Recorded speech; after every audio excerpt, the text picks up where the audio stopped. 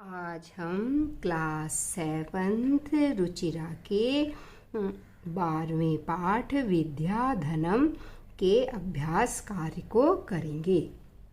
पहला अभ्यास है उपयुक्त कथनानाम समक्षम आम और अनुपयुक्त कथनानाम समक्षम न इति लिखत, कि जो कथन उपयुक्त हैं उनके आगे आम सही और जो गलत हैं कथन उनके समक्ष न लिखिए। पहला वाक्य है विद्या राजसु पूज्यते, विद्या राजाओं में पूजी जाती है। तो ये वाक्य सही है, तो हम यहाँ आम लिखेंगे। दूसरा वाक्य वाग भूषणम भूषणम न, वाणी रूपी आभूषण आभूषण नहीं है। तो ये वाक्य गलत है, तो हम न लिखेंगे। विद्याधनम सर्वधनेषु प्रधानम, विद्याधन सब धनों में प्रधान है। वाक्य सही है, तो हम आम लिखेंगे। विदेश गमने विद्या बंधुजनः न भवति, विदेश जाने पर विद्या बंधुजन नहीं होती है। तो ये वाक्य गलत है, तो हम न लिखेंगे। सर्वम विहाय विद्या अधिकारम कुरु, सब कुछ छोड़कर विद्या का अधिकार करो। ये वाक्य सही है, तो हम यहाँ आम लिखेंगे। दूसरा अभ्यास है अधोलिखितानाम पदानाम लिंगम विभक्तिम वचनश्च लिखत, कि जो नीचे लिखे पद हैं उनके लिंग विभक्ति और वचन लिखिए। तो पहला पद है नरस्य, तो नरस्य पुल्लिंग है, षष्ठी विभक्ति है और उसका एक वचन है। अगला पद है गुरुणाम, गुरुणाम पुल्लिंग पद है, षष्ठी विभक्ति है और बहुवचन है। अगला शब्द है कयूराहा, कयूरा शब्द पुल्लिंग है, प्रथमा का बहुवचन है। कीर्तिम पद स्त्रीलिंग है, द्वितीया विभक्ति का एक वचन है। अगला है भूषणानि, ये नपुंसक लिंग है और प्रथमा और द्वितीया विभक्ति का बहुवचन है। अगला अभ्यास है श्लोकांशान योजयत, कि श्लोक के अंश को जोड़िए।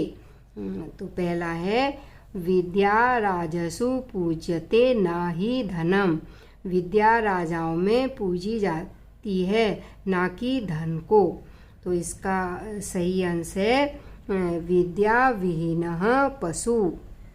अगला है कयूराः न विभूषयन्ति पुरुषम, बाजूबंद विभूषित नहीं करते हैं पुरुष को।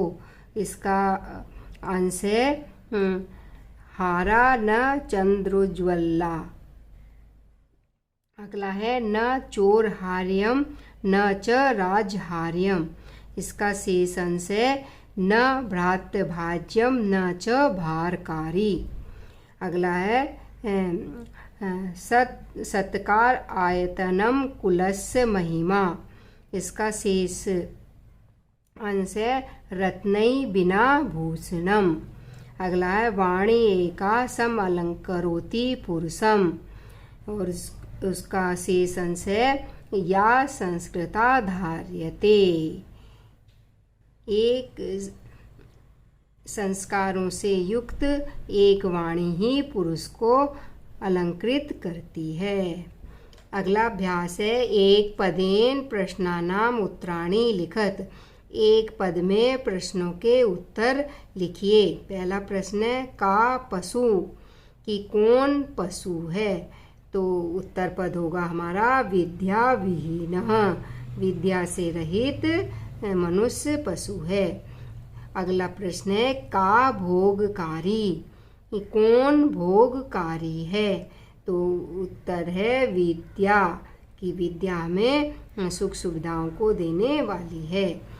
के पुरुषम न विभूषयन्ति, क्या पुरुष को सुशोभित नहीं करते हैं। तो उसके कई सारे विशेषण हैं, तो आप एक विशेषण लिख सकते हैं क्योंकि हमें एक पद में उत्तर देना है। हारा लिख सकते हैं, कयूरा लिख सकते हैं, और भी जो कोई है वो आप लिख सकते हैं। अगला है का एका पुरुषम सम अलंकरोति। कौन एक पुरुष को अलंकृत करती है? तो उत्तर पद है हमारा वाणी। अगला है कानी श्रीयन्ते। कौन नष्ट हो जाते हैं? तो उत्तर पद है अखिल भूषणानि, सारे आभूषण। अगला अभ्यास है रेखांकित पदानि अधिकृत्य प्रश्न निर्माणम कुरुत। जो रेखांकित पद हैं उन पर आधारित प्रश्नों का निर्माण करो। पहला उत्तर है विद्या विहीनः नरः पशु अस्ति। विद्या से विहीन मनुष्य पशु है। तो इसका हमारा प्रश्न बनेगा कि विद्या से रहित कौन पशु है?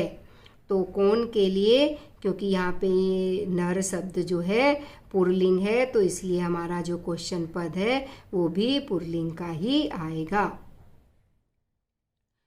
तो यहाँ पे नर की जगह आ जाएगा क कौन, तो उसके लिए आएगा क। तो प्रश्न बनेगा विद्या विहीन कह पशु अस्ति। विद्या के बिना कौन पशु है? अगला सवाल है विद्या राजसु पूज्यते। विद्या राजाओं में पूजी जाती है। तो हमारा जो प्रश्न बनेगा वो बनेगा कि कौन राजाओं में पूजी जाती है? तो विद्या पद जो है वो स्त्रीलिंग है, तो हमारा क्वेश्चन पद भी स्त्रीलिंग का होगा।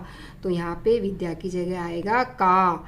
तो का हमारा क्वेश्चन बनेगा का राजसु पूज्यते।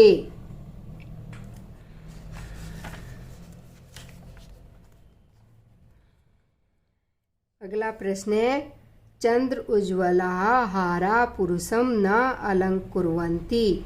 कि चंद्र के समान उज्ज्वल हार पुरुष को अलंकृत नहीं करते हैं। तो हमारा प्रश्न बनेगा चंद्र के समान उज्ज्वल कौन पुरुष को अलंकृत नहीं करते हैं? तो यहाँ पे जो हारा शब्द है वो पुल्लिंग का बहुवचन है, तो इसलिए हमारा क्वेश्चन पद भी पुल्लिंग का बहुवचन आएगा। तो प्रश्न बनेगा कि चंद्र उज्ज्वला के पुरुषम न अलंकुर्वन्ति। अगला है पिता हिते नियुक्ते। पिता के हित में नियुक्त है। तो हमारा बनेगा कौन हित में नियुक्त है? तो पिता की जगह का आएगा, तो प्रश्न बनेगा कह हिते नियुक्ते। अगला है विद्याधनम सर्व प्रधानम धनम अस्ति। विद्याधन सर्वधनों में प्रधान है। तो यहाँ पे सर्व प्रधान जो है वो विशेषण पद है, और विशेषण पद के लिए जब क्वेश्चन बनाते हैं तो कीदृशम शब्द आता है।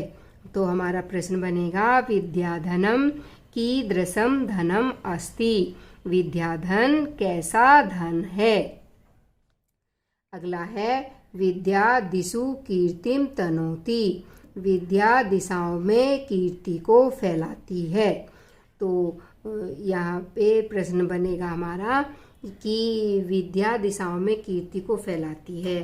तो प्रश्न होगा विद्या कहाँ कीर्ति को फैलाती है? तो जब स्थान से संबंधित कोई शब्द आते हैं तो उनके लिए कुत्र प्रश्न पद का प्रयोग होता है। तो हमारा प्रश्न बनेगा विद्या कुत्र कीर्तिम तनोति। विद्या कहाँ कीर्ति को फैलाती है? अगला अभ्यास है पूर्ण वाक्येन प्रश्नानाम उत्तराणि लिखत। पूरे वाक्य में प्रश्नों के उत्तर लिखो। पहला प्रश्न है गुरुणाम गुरु का अस्ति। गुरुओं का गुरु कौन है? तो हमारा उत्तर है गुरुणाम गुरु विद्या अस्ति। गुरुओं का गुरु विद्या है। अगला प्रश्न है कीदृशी वाणी पुरुषम सम अलंकरोति। कि कैसी वाणी पुरुष को अलंकृत करती है। उत्तर है संस्कृता वाणी पुरुषम सम अलंकरोति, कि संस्कार से युक्त वाणी पुरुष को अलंकृत करती है।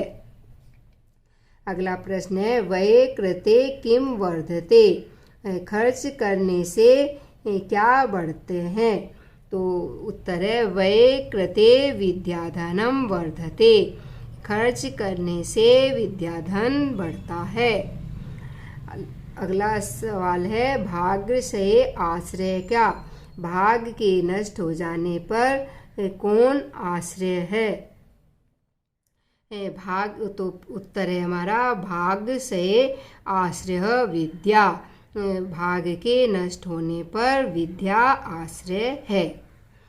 अगला अभ्यास है मंजूषात पुल्लिंग स्त्रीलिंग नपुंसकलिंग पदानि चित्वा लिखत, कि जो बॉक्स में शब्द दिए हैं उसमें कौन से पद पुल्लिंग है, कौन से पद स्त्रीलिंग है और कौन से पद नपुंसकलिंग है, चुनकर लिखिए। तो एक उदाहरण दिया है हारा पुल्लिंग है, अलंकृता स्त्रीलिंग पद है और भूषणम नपुंसकलिंग पद है। तो अब हम देखते हैं पहला विद्या। विद्या जो है वो स्त्रीलिंग पद है, धनम नपुंसकलिंग पद है, संस्कृता स्त्रीलिंग पद है, सततम नपुंसकलिंग पद है, कुसुमम नपुंसकलिंग पद है, मूर्धजा पुल्लिंग शब्द है, पशु पुल्लिंग शब्द है, गुरु पुल्लिंग शब्द है और रति ही स्त्रीलिंग पद है। तो ये हमारा 12वें पाठ का अभ्यास पूरा हुआ।